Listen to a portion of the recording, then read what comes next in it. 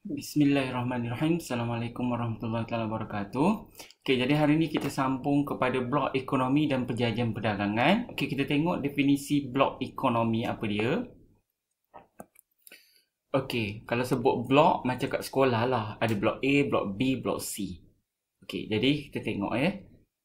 Okey, kalau tengok dekat sini definisi pakatan dalam ekonomi itu dipanggil sebagai blok ekonomi. Okey, definisi dia, blok ekonomi merupakan satu kumpulan negara yang terdiri daripada beberapa negara yang berada dalam rantau yang berhampiran untuk menjaga kepentingan ekonomi bersama-sama. Ibarat macam sekolah lah. Dalam satu sekolah tapi blok tu berbeza, ada 3 blok kan. Ini blok tingkatan berapa? Tingkatan 1, tingkatan 5. Okay, blok tingkatan 3, tingkatan 4, okay, tingkatan 2, okay. Okay, jadi macam dalam ni dia kata blok ekonomi satu kumpulan yang terdiri daripada beberapa buah negara. Tapi dia sama-sama jaga kepentingan ekonomi. Okay, tu dalam sudut ekonomi lah blok ekonomi. Tujuan dia melindungi negara ahli daripada barang import dari negara bukan ahli dan menggalakkan urus niaga barangan antara negara ahli. Maksudnya barang import dia nak galakkan sama-sama dia lah dalam kelompok dia. Kalau barang dari lain dia tak nak lah, maksudnya dia tak support macam tu lah lebih kurang. Okey, blok ekonomi terbesar dunia merupakan Kesatuan Eropah. Okey, EU. Okey, kita tengok Kesatuan Eropah.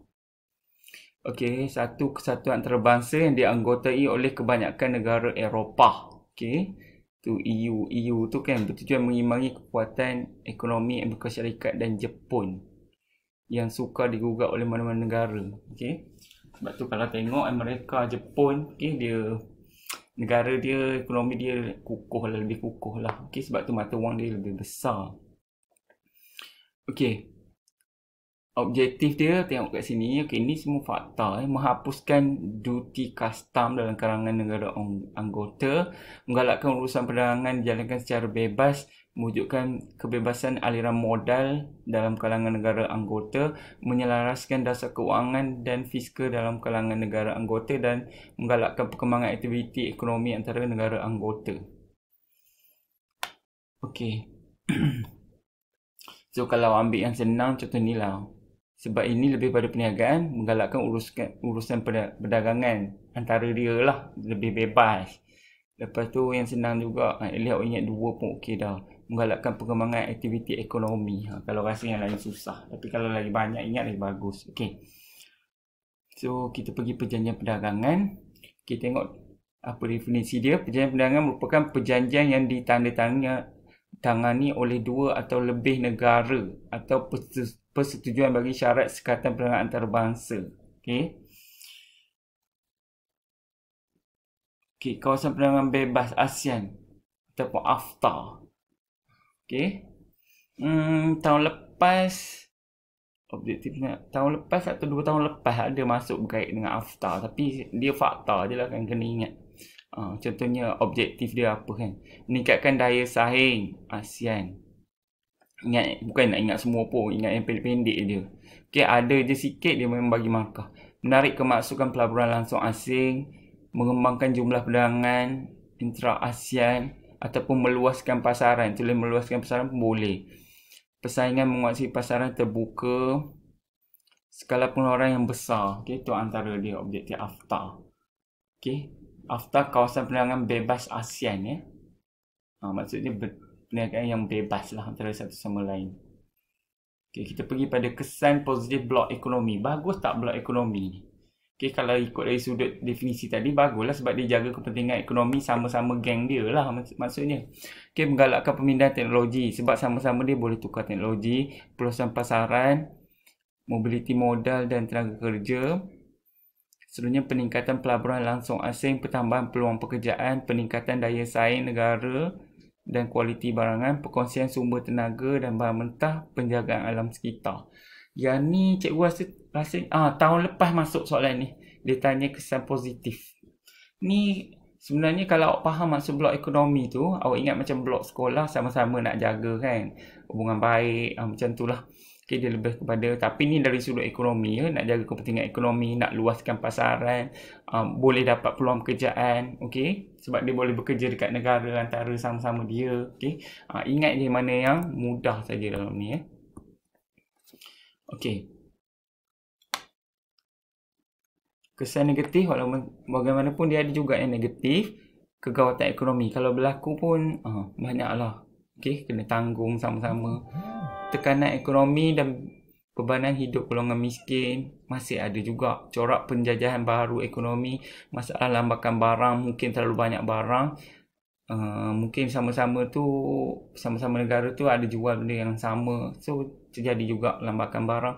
Ancaman kepada industri muda tempatan. Industri muda tempatan ni maksud dia industri yang baru nak mula buka bisnes lah. Orang lain dah kukuh, jadi dia ancaman jugalah. Sebabnya perniagaan atau perdagangan tu bebas. Negara ni boleh jual kat sini, okay? Sebab dia geng dia lah. Pencemaran terhadap budaya tempatan. Kadang-kadang negara ni, contohlah Malaysia, budaya tempatan mungkinlah pakaian yang lebih menutup aurat. Tapi bila campur dengan negara lain, dah jadi jual pakaian yang tak menutup aurat, contohlah. Okay? Tu kesan buruk dia. Okay, kita tengok tajuk imbangan pembayaran pula. Okay, tengok apa maksud imbangan pembayaran. Okay, imbangan pembayaran, komposisi dagangan dia ada dua, ekspor dengan import. Tapi dua-dua ada barang nampak dengan barang tak nampak. Import pun sama, barang nampak, barang tak nampak. Jadi, sebut je imbangan pembayaran mesti berkait dengan ekspor dengan import. Okay. Okay, cuma dia ada ekspor barang nampak, import barang nampak, ekspor barang tak nampak, import barang tak nampak. Sama je, cuma beza depan tu je lah, ekspor dengan import. Okey, dia berbeza jenis barang dia. Kalau ekspor barang nampak, sebelum tu awak kena tahu dulu maksud ekspor. Ekspor tu maksudnya kita jual. Guna istilah jual ya, bukannya dalam negara ke luar negara. Salah ya. Konsep yang betul ialah perkataan jual. Manakala import bukannya luar masuk dalam ya. Itu salah. Maksudnya beli. Okey, guna perkataan beli. Okey, kalau import beli, kalau ekspor kita jual. Okey, ekspor akan mendatangkan keuntungan pada negara sebab bila jual akan dapat duit. Manakala import akan mengurangkan duit negara sebab kita beli barang dari negara lain. Okey. So, tengok apa ekspor barang nampak Malaysia. Ekspor ni kita jual barang pertanian, contoh padi ke apa kan, macam-macam lah, getah, sawit, pelombongan, macam-macam ada juga, boksit, emas, okay? Macam-macam sumber mineral ada kat Malaysia. Seterusnya industri pembuatan ni macam industri perkilangan, okay? Kita boleh jual, tak kisahlah barangan apa, elektrik ke apa ke. Okay, tu ekspor barang nampak, okay? Benda yang nampak. Kalau ekspor barang tak nampak, benda yang tak nampak, dia lebih kepada perkhidmatan. Okey. Contoh perkhidmatan pelancongan, perkhidmatan pengangkutan. Okey, ni kategori perkhidmatan ya, telekomunikasi, komputer dan maklumat, perkhidmatan pembinaan, perkhidmatan insurans dan pencen, perkhidmatan kewangan. Ada perkataan perkhidmatan tu, dia maksudnya kategori yang tak nampak. Okey. Macam awak belajar dalam sebelum ni geografi pun pernah. Sektor pertama, sektor kedua, sektor ketiga. Sektor ketiga tu perkhidmatan. Contohnya pengangkutan, pelancongan, perhotelan. Tu sama lah macam ni. Okey, tu ekspor barang tak nampak.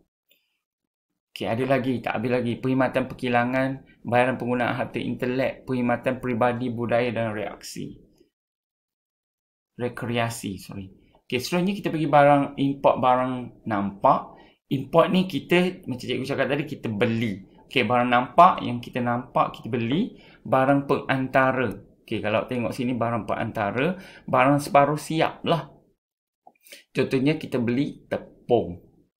Okey, tepung barang belum siap sebab kena dulu proses dulu untuk jadikan sebagai sumber makanan lah. Okey, sebab dia kalau bahan mentah dia ialah gandum. So, bila proses barang separuh siap akan jadi gandum. Okey, itu contoh dia. Barang modal, pelaburan, mesin jentera, okey, barang ni import barang nampak. Barang nampak ni, okey, untuk barang modal ni ialah mesin. Daripada mesin, nampak ni contoh dia. Tu barang modal. Contoh kita beli tak kisahlah mesin fotostat dari luar negara ke, tu kira barang modal lah. Itu import barang nampak. Seterusnya barang pengguna. Okey, ingat ni tajuk import barang nampak. Jadi barang pengguna, barang yang pengguna beli dari luar negara. Okey, yang maksudnya barang pengguna ni barang yang boleh guna terus. Okey, untuk kegunaan pengguna akhir. Pengguna akhir tu maksudnya dah memang boleh guna terus, tu maksud dia. Contoh awak beli apa? Okey, barang dari luar negara. Kan kalau awak selalu order Shopee ke Lazada ke, contohnya bag ke apa kan, tu yang dah siap lah. Okey.